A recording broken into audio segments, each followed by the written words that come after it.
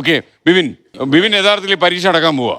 കാരണം ഒരുപാട് ഉദാഹരണങ്ങളുണ്ട് ഈ നീറ്റ് പരീക്ഷ നേരെ നടക്കാത്തത്. അതെ, അപ്പോൾ എഴുതിയ വിദ്യാർത്ഥിയുടെ ദുഃഖവും എഴുതാൻ പോകുന്ന വിദ്യാർത്ഥിയുടെ ആവലാതിയും രണ്ടും നമ്മൾ കണ്ടു.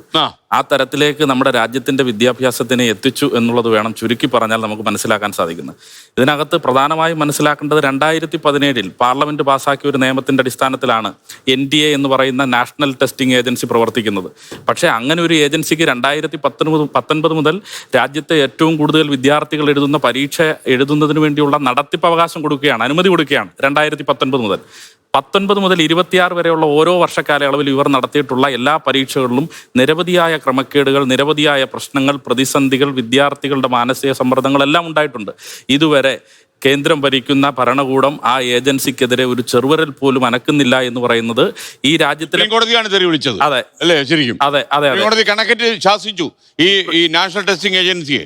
അല്ലെ, അവര് പരാജയത്തിൽ നിന്ന് പഠിച്ചില്ല എന്നൊക്കെ കോടതി പറഞ്ഞു. അതെ, പക്ഷെ അത് പ്രതിപക്ഷം റേസ് ചെയ്യേണ്ട ഇഷ്യൂ ആണ്. കാരണം ഗവൺമെന്റിനെ കൺട്രോൾ ചെയ്യേണ്ട പ്രതിപക്ഷമാണ്. പ്രതിപക്ഷം ഒന്നും പറഞ്ഞില്ല. പ്രതിപക്ഷം കാര്യമായിട്ടൊന്നും പറഞ്ഞു കേട്ടില്ല. പ്രതിപക്ഷം പറഞ്ഞോ? പ്രതിപക്ഷത്തിലെ ഇടതുപക്ഷം എന്ന് പറയുന്നത് ഈ രാജ്യത്തെ നീറ്റ് വിഷയവുമായി ബന്ധപ്പെട്ട് ഇടതുപക്ഷവും ഇടതുപക്ഷത്തിലെ വിദ്യാർത്ഥി പ്രസ്ഥാനങ്ങളും നിരവധിയായ പ്രതിഷേധങ്ങൾ ഇന്ത്യയിൽ എമ്പാടും നടത്തിയിട്ടുള്ളതാണ്. ഞങ്ങൾ ഈ വിഷയവുമായി ബന്ധപ്പെട്ട് അങ്ങനെ അഡ്രസ്സ് ചെയ്യേണ്ട തരത്തിൽ തന്നെ ഈ വിഷയത്തെ അഡ്രസ്സ് ചെയ്തു പോകുന്നവർ. എടുക്കാൻ പരാജയപ്പെട്ടാൽ കോക്രോച്ച് വരും. കോക്രോച്ച് വരുന്നോ വരുന്നില്ലയോ എന്നുള്ളത് രണ്ടാമത്തെ വിഷയമാണ്. പാറ്റ ഇറങ്ങാൻ കാര്യം എന്താ? പാറ്റ ഇറങ്ങിയത് അതുകൊണ്ട് തന്നെയാണെന്ന് എനിക്ക്. അതെ, അപ്പൊ ഞാനത് പറഞ്ഞു വന്നത് 19 മുതൽ 26 വരെ ഈ ഏജൻസി നടത്തിയ പരീക്ഷയിൽ എല്ലാ വർഷവും നിരവധിയായ ക്രമക്കേടുകൾ ഉണ്ടായിട്ടുണ്ട്. ക്വസ്റ്റ്യൻ പേപ്പർ ചോർച്ച ഇന്നും ഇന്നലെയും ഉണ്ടായിട്ടുള്ള സംഭവമല്ല. ക്വസ്റ്റ്യൻ പേപ്പർ ചോർച്ചയും അതോടൊപ്പം തന്നെ JEE പരീക്ഷയിൽ ആൾമാറാട്ടം വരെ നടന്നു. അങ്ങനെ നിരവധിയായ, നമുക്ക് പറയുവാൻ പോലും കൊള്ളാത്ത, കൊല്ലത്ത് പരീക്ഷ നടത്തിയപ്പോൾ അടിവസ്ത്രം വരെ പരിശോധിക്കുന്നതായ ഒരു സാഹചര്യം പോലും ഉണ്ടായിട്ടുണ്ട് എന്നുള്ളത് നാം മനസ്സിലാക്കണം.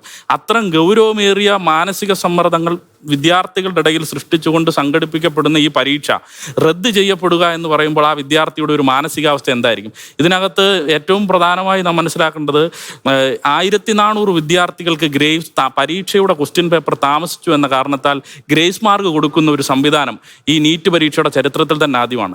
അതിൽ തന്നെ 67 പേർ മുഴുവൻ മാർക്കോടുകൂടി നീറ്റ് പരീക്ഷ പാസ്സാവുകയാണ്. അപ്പോൾ ഈ 67 പേർക്ക് മുഴുവൻ മാർക്കും കിട്ടിയത് ഇനി പഠിച്ചിട്ടാണ് എന്ന് പറഞ്ഞാൽ പോലും ഹരിയാനയിലെ ഒരു കേന്ദ്രത്തിൽ എഴുതിയ 6 പേർക്ക് മുഴുവൻ മാർക്ക് ലഭിക്കുകയാണ്.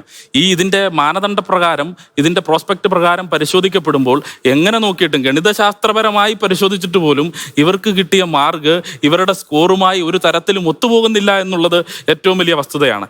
അതുമാത്രമല്ല, ഈ നീറ്റ് പരീക്ഷയിൽ മാത്രമല്ല, നെറ്റ് പരീക്ഷയിൽ ഇവിടെ സൂചിപ്പിച്ചു, നെറ്റ് പരീക്ഷയിൽ ഇതിലും വലിയ ക്രമക്കേടല്ലേ ഉണ്ടായത്. പരീക്ഷയ്ക്ക് 48 മണിക്കൂർ മുമ്പ് ചോദ്യപേപ്പർ ഡാർക്ക് വെബിലും സമൂഹ മാധ്യമത്തിലും 6 ലക്ഷം രൂപയ്ക്ക് വിൽപ്പനക്കിട്ടിരിക്കുകയാണ്.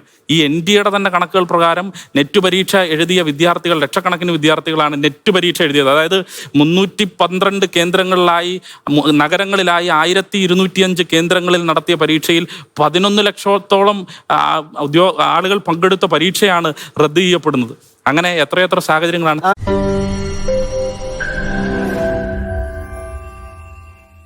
ലോകത്തെവിടെയായാലും ഏത് സമയത്തും 24 വാർത്തകളും ഓഗ്മെന്റഡ് റിയാലിറ്റി പാക്കേജുകളും എക്സ്പ്ലെയിനറുകളും വിശദമായി കാണാൻ ഞങ്ങളുടെ YouTube ചാനൽ നിങ്ങൾക്ക് സബ്സ്ക്രൈബ് ചെയ്യാം.